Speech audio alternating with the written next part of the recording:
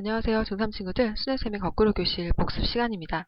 오늘은 두 번째 시간으로 화학 반응식으로 표현하는 것을 알아볼게요. 우리가 지난번에 수행평가라도 해봤는데요.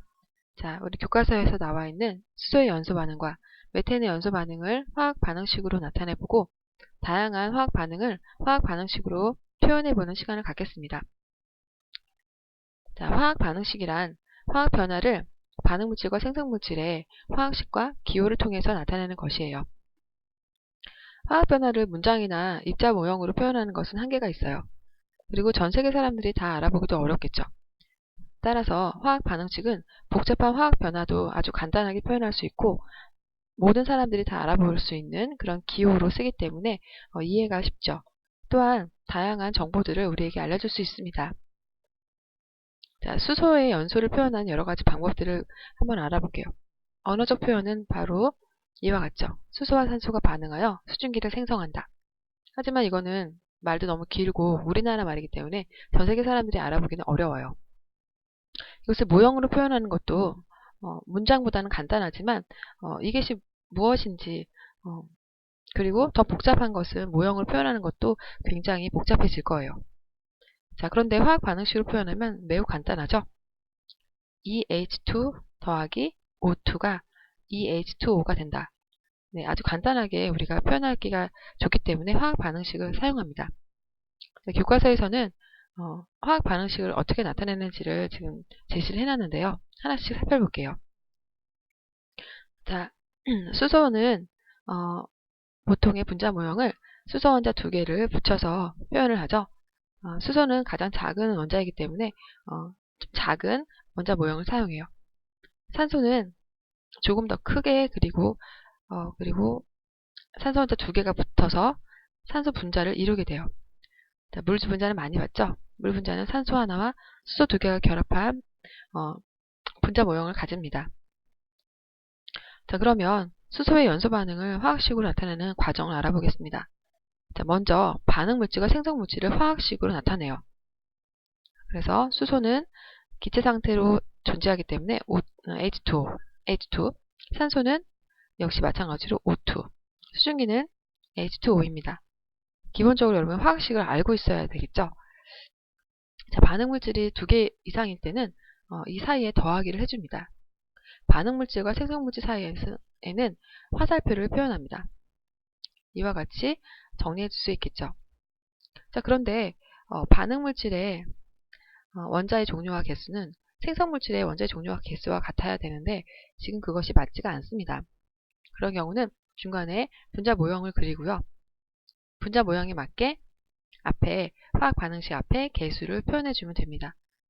그래서 수소 분자는 지금 두 개가 표현되어 있죠. 산소 분자는 한 개예요. 1은 보통 생략을 합니다. 자, 그다음에 수증기 분자는 두 개이므로 앞에 2를 제시했습니다. 이렇게 하면 완성이에요. 자, 그래서 수소가 연소되는 화학 반응식은 바로 EH2 더하기 O2가 EH2O가 된다는 화학 반응식으로 완성시킬 수 있습니다. 그러면 화학 반응식에서 화학식 앞에 개수가 의미하는 것은 무엇일까요? 그렇죠. 이것은 분자수의 비를 의미하죠. 따라서 수소와 산소가 결합한 수증기 분자는 수소 대 산소가 분자 2대 1의 비율로 결합하는 것을 알 수 있습니다. 자, 그렇다면 그 과정을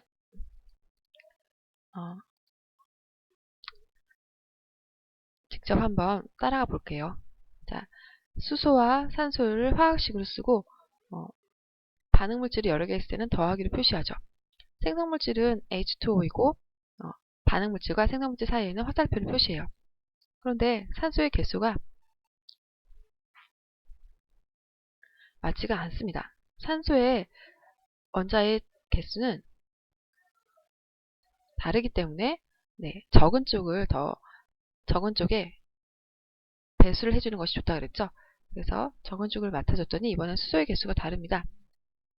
이러면 수소의 개수를 맞춰주면 되겠어요. 그래서 화학 반응식을 완성시킬 수 있습니다.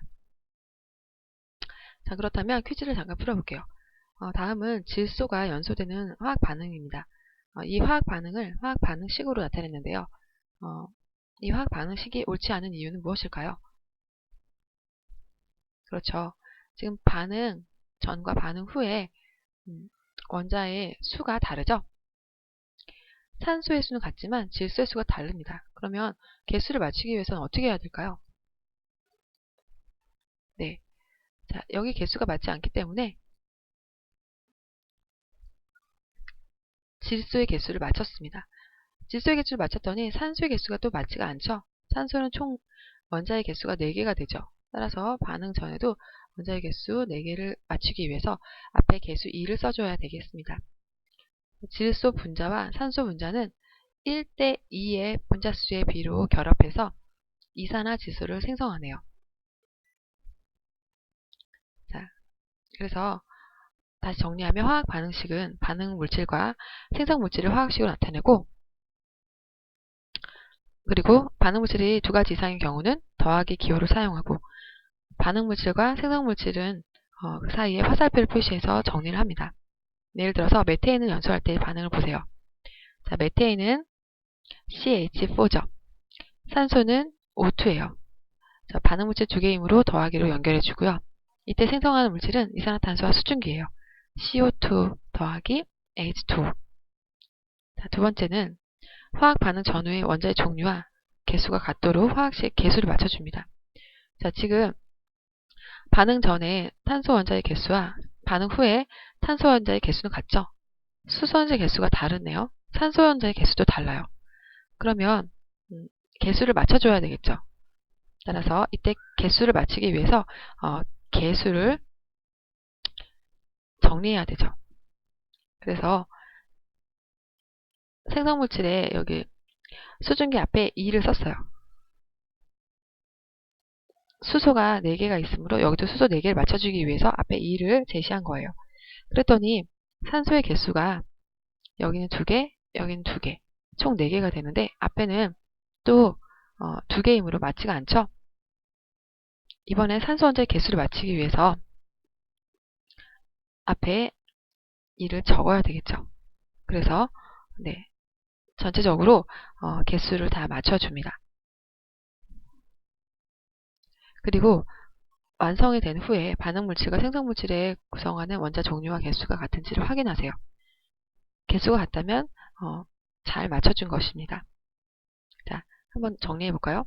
탄소는 1개, 수소는 4개가 있어요.